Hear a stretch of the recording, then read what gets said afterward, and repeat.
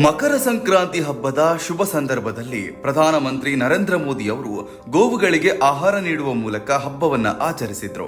ಈ ದೃಶ್ಯಗಳು ದೇಶದಾದ್ಯಂತ ಗಮನ ಸೆಳೆದಿದ್ದು ಭಾರತೀಯ ಸಂಸ್ಕೃತಿ, ಸಂಪ್ರದಾಯ ಮತ್ತು ಮೌಲ್ಯಗಳಿಗೆ ಮತ್ತೊಮ್ಮೆ ಮಹತ್ವವನ್ನ ನೀಡಿದಂತಾಗಿದೆ.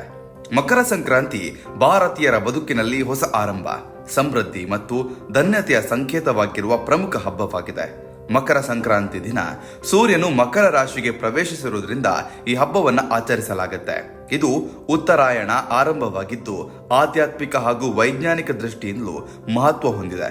ರೈತ ಸಮುದಾಯಕ್ಕೆ ಈ ಹಬ್ಬ ವಿಶೇಷವಾಗಿದ್ದು ಬೆಳೆ ಕಟಾವು ಮುಗಿಸಿ ಪ್ರಕೃತಿ ಮತ್ತು ದೇವರಿಗೆ ಕೃತಜ್ಞತೆ ಸಲ್ಲಿಸುವ ದಿನವಾಗಿರುತ್ತೆ.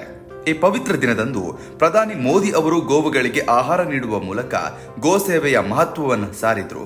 ಭಾರತೀಯ ಸಂಸ್ಕೃತಿಯಲ್ಲಿ ಗೋವಿಗೆ ತಾಯಿ ಸ್ಥಾನ ನೀಡಲಾಗಿದೆ. ಕೃಷಿ, ಹಾಲು ಉತ್ಪಾದನೆ ಮತ್ತು ಗ್ರಾಮೀಣ ಆರ್ಥಿಕತೆಯಲ್ಲಿ ಗೋವುಗಳ ಪಾತ್ರ ಅಮೂಲ್ಯವಾಗಿದೆ. ಗೋ ಸಂರಕ್ಷಣೆ ನಮ್ಮ ಪರಂಪರೆಯ ಭಾಗವಾಗಿದೆ ಎಂಬ ಸಂದೇಶವನ್ನ ಪ್ರಧಾನಿ ಅವರ ಈ ಕಾರ್ಯ ನೀಡಿದೆ.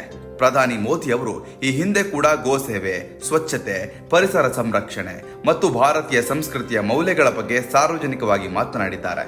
ಮಕರ ಸಂಕ್ರಾಂತಿಯ ದಿನ ಗೋವುಗಳಿಗೆ ಆಹಾರ ನೀಡುವುದು ಕೇವಲ ಧಾರ್ಮಿಕ ಆಚರಣೆಯಲ್ಲ, ಅದು ಮಾನವೀಯತೆ ಮತ್ತು ಜೀವದ ಮೇಲಿನ ಕಾಳಜಿಯ ಪ್ರತೀಕವಾಗಿದೆ ಎಂಬ ಅಭಿಪ್ರಾಯವನ್ನ ಹಲವಾರು ಬಾರಿ ವ್ಯಕ್ತಪಡಿಸಿದ್ದಾರೆ. ಈ ದೃಶ್ಯಗಳು ಸಾಮಾಜಿಕ ಜಾಲತಾಣದಲ್ಲಿ ವ್ಯಾಪಕವಾಗಿ ಹರಡಿದ್ದು ಜನರಿಂದ ಭಾರಿ ಮೆಚ್ಚುಗೆ ವ್ಯಕ್ತವಾಗಿದೆ. ಹಲವರು ಇದನ್ನ ಭಾರತೀಯ ಸಂಸ್ಕೃತಿಗೆ ಗೌರವ ಸಲ್ಲಿಸುವ ನಡೆ ಎಂದು ಬಣ್ಣಿಸಿದ್ದಾರೆ. ಇನ್ನು ಕೆಲವರು ಗೋ ಸಂರಕ್ಷಣೆ, ಪ್ರಾಣಿ ಹಕ್ಕುಗಳು ಮತ್ತು ಪರಿಸರ ಸಂರಕ್ಷಣೆ ಬಗ್ಗೆ ಜನರಲ್ಲಿ ಜಾಗೃತಿ ಮೂಡಿಸಲು ಇಂತಹ ಕಾರ್ಯಗಳು ಸಹಕಾರಿಯಾಗ್ತವೆ ಎಂಬ ಅಭಿಪ್ರಾಯವನ್ನ ವ್ಯಕ್ತಪಡಿಸಿದ್ದಾರೆ.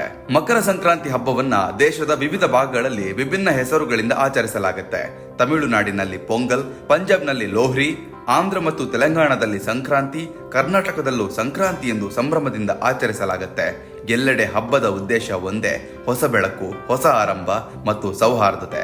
ಒಟ್ಟಾರೆ ಮಕರ ಸಂಕ್ರಾಂತಿಯಂದು ಪ್ರಧಾನಿ ನರೇಂದ್ರ ಮೋದಿ ಅವರ ಗೋವುಗಳಿಗೆ ಆಹಾರ ನೀಡುವ ಮೂಲಕ ಭಾರತೀಯ ಸಂಸ್ಕೃತಿ, ಪರಂಪರೆ ಮತ್ತು ಮಾನವೀಯತೆಯ ಮೌಲ್ಯಗಳನ್ನು ದೇಶದ ಜನರಿಗೆ ನೆನಪಿಸಿದ್ರು.